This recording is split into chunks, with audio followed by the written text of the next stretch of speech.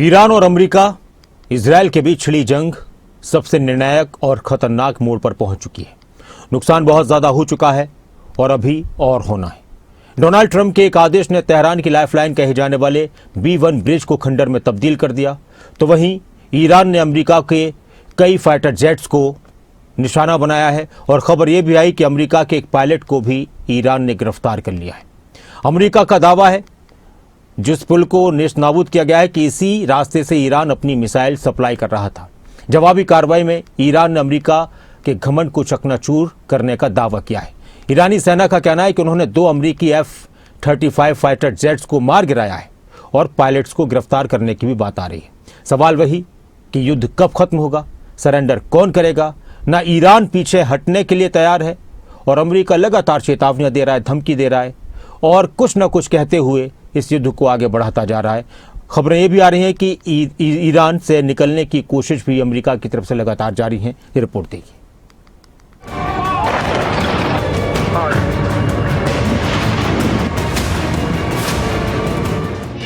America Iran जंग अब और होगी भीषण। तेहरान पर महाहमले की तैयारी, भीषण होगा प्रहार। ईरान ने मार गिराया अमेरिका का F-35 लड़ाकू विमान। ईरान के बुनियादी ढांचे को जड़ से मिटाने को तैयार है ट्रंप। क्या दुनिया तीसरे विश्व युद्ध की तरफ बढ़ रही है? एक तरफ अमेरिका की सैन्य ताकत है, दूसरी तरफ ईरान का जवाबी एक्शन। दोनों देश अपने अपने रुख पर कायम हैं और इसी बीच दुनिया देख रही है एक ऐसी जंग जिसका असर सीमाओं से कहीं आगे है। जंग के बीच ट्रंप के ईरान की हार के दावे हैं, ईरान की सैन्य ताकत खत्म करने के दावे हैं, लेकिन मिडिल ईस्ट में हालात अलग कहानी कह रहे हैं। जंग के इस माहौल के बीच अमेरिका ने अपने 3 बड़े अधिकारियों को हटाया है। पहला एक्शन जनरल रैंडी जॉर्ज पर है, जो अमेरिका में आर्मी चीफ ऑफ स्टाफ थे, उन्हें तत्काल रिटायरमेंट दी गई है। दूसरा एक्शन जनरल डेविड होडने पर है, जो चीफ आर्मी ट्रांसपोर्टेशन और ट्रेनिंग कमांड के हेड थे। तीसरा action major general William Green junior पर है, जो आर्मी चैपलिन कॉर्प्स के चीफ थे।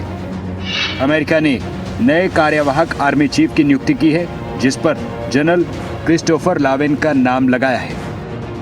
अमेरिका और ईरान के बीच जारी जंग खतरनाक मोड़ पर है।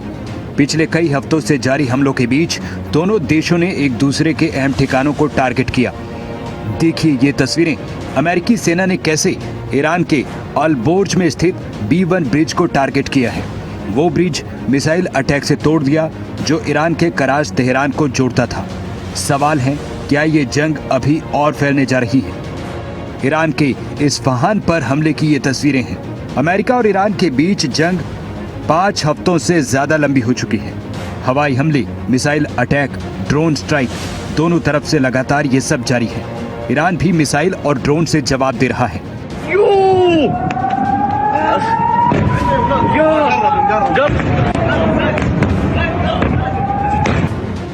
इजराइल के तेल अवीव की ये तस्वीरें देखी।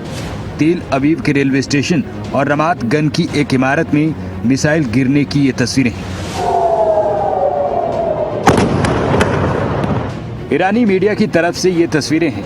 IRGC ने अमेरिकी वायुसेना का दूसरा F-35 विमान मार गिराया। अमेरिका और ईरान के बीच जंग 5 हफ्तों से ज्यादा हो चुकी है।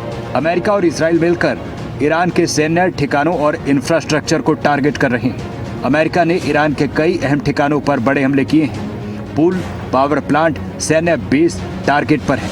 रणनीति साफ है, ईरान की सैन्य और आर्थिक ताकत को कमजोर करना। अमेरिकी लीडरशिप का संदेश साफ है, जरूरत हुई तो हमले और तेज होंगे।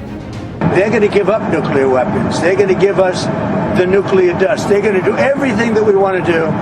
And you know what? They're going to go on and maybe have a great country again. But if they don't do that, they're not going to have a country. They're not even going to have a country. America ने Iran का B-1 bridge तबाह कर दिया।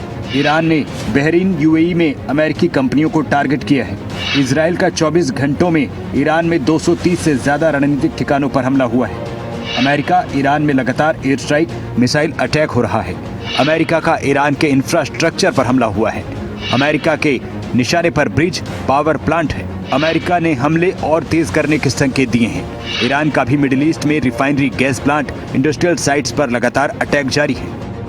Iran पीछे हटने को तैयार नहीं। ईरान ने जवाबी एक्शन में मिसाइल और ड्रोन हमले तेज किए हैं।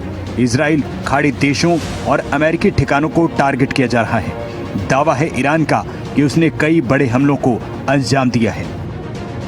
उधर ट्रंप ने साफ चेतावनी दी है कि अगर ईरान ने 6 अप्रैल तक होर्मुज जलडमरू मध्य नहीं खोला तो ऊर्जा केंद्रों पर बड़े हमले होंगे। ट्रंप ने कहा है रणनीतिक टारगेट लगभग पूरे होने वाले हैं।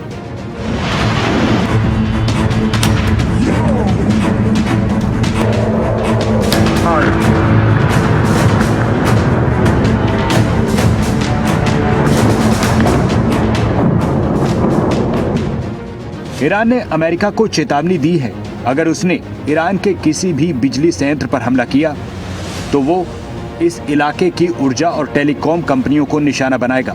ईरान ने स्ट्रेट को काफी हद तक ब्लॉक कर दिया है। स्ट्रेट ऑफ होर्मुज को लेकर ईरान का प्लान बड़ा है। जलमार्ग दुश्मन देशों और उसके सहयोगी जहाजों के लिए पूरी तरह बंद ईरान ने किया है। युद्ध से पहले यहाँ रोजाना लगभग 138 जहाज गुजरते थे, जो घटकर 5 से भी कम है। किसी भी जहाज को बिना अनुमति गुजरने नहीं दिया जाएगा, ये IRGC ने कहा है। IRGC ने कहा है अवैध रूप से गुजरने की कोशिश की तो जहाजों पर ड्रोन हमले होंगे। जंग की सबसे बड़ी कीमत लोगों को चुकानी पड़ रही है। हवाई हमलों में कई शहर तबाह हैं। लोग अपने घर छोड़ने को मजबूर हैं। राहत कार्यों में भी मुश्किल है। दुनिया भर में ऊर्जा सुरक्षा का सवाल पड़ा है। हालांकि इस बीच कूटनीतिक कोशिशें भी जारी हैं। कई देश इस जंग को रोकने की अपील कर रहे हैं। बातचीत के जरिए समाधान निकालने की कोशिशें हैं, लेकिन जमीनी हालात बताते हैं अभी शांति की राह आसान नहीं है। ब्यूरो रिपोर्ट, खबरें अभी तक।